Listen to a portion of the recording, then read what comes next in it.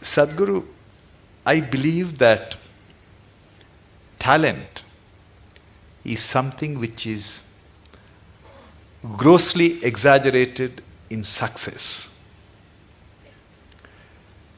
It's when I was in medical school, I used to teach martial art. That was my passion. And every time a Bruce Lee's movie was released, all these school kids would come and join in hordes to martial arts schools. We used to call it Bruce Lee phenomenon. They're gone after 2 weeks. Yes. And I used to see some kids whose physique is meant for martial art, who have the natural flair, and I used to think, oh, this kid is going to get a black belt. And interestingly, Swamiji, after 6 months, they're never there.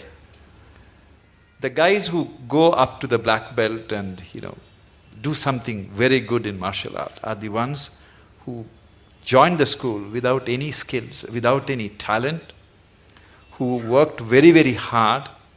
For everything they had to sweat it out. But in the end, they're the ones who succeed. How do you explain this phenomena? See, for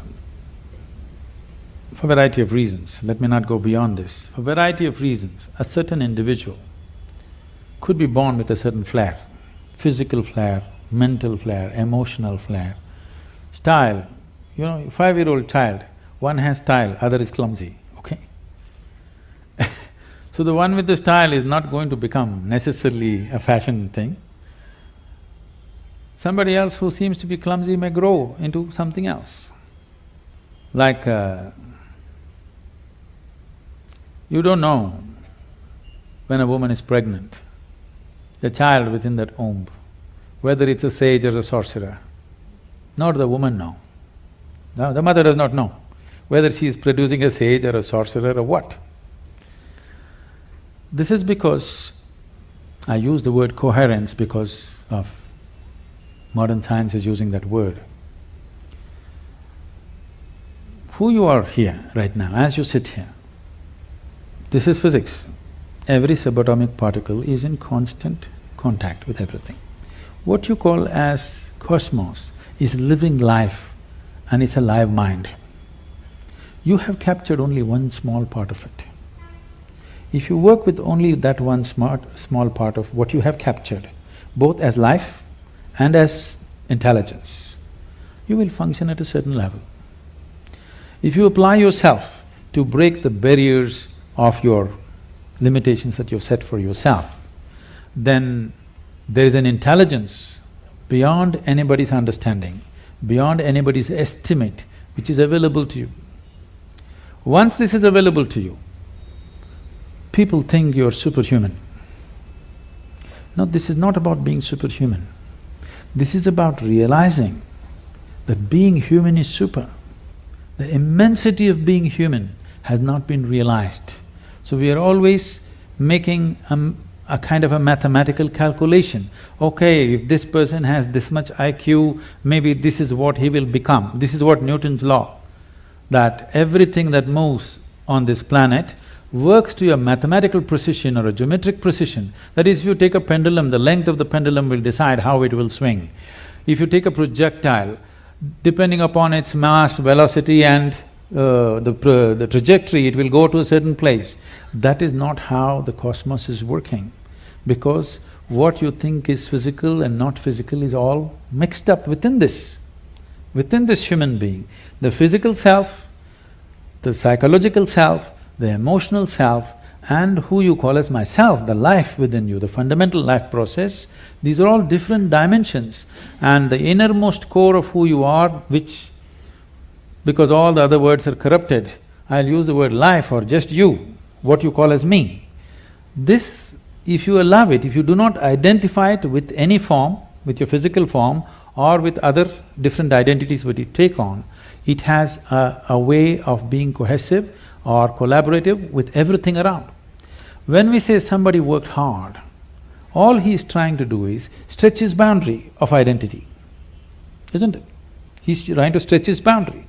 If he succeeds to stretch his boundary, something that was he never thought possible or imagined that is within his competence or capability becomes his.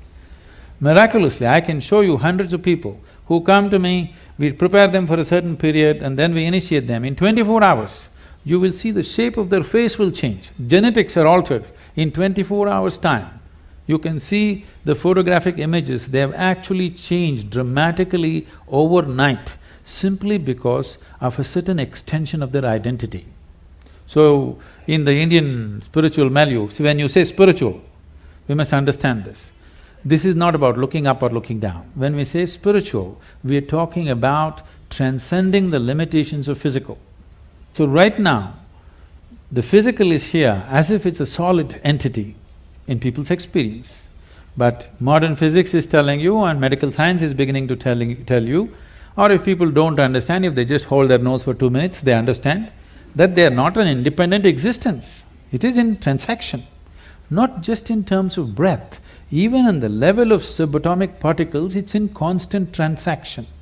If this transaction becomes even minutely conscious, suddenly you have immense capabilities that you never thought were possible. Biological identity is the most limiting identity that you have because it limits to the area of your body.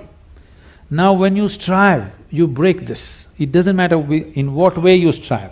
Most people strive in unconscious, unscientific, simply out of striving, they do things. But there are ways to strive scientifically in a proper way.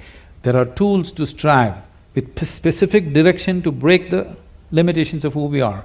If you break this boundary, the subatomic particles are transacting, the intelligence is transacting, only you're missing the whole game.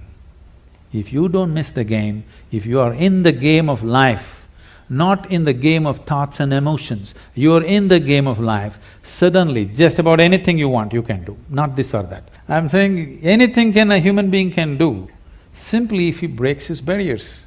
And these barriers are many levels, but the most fundamental thing is the identity.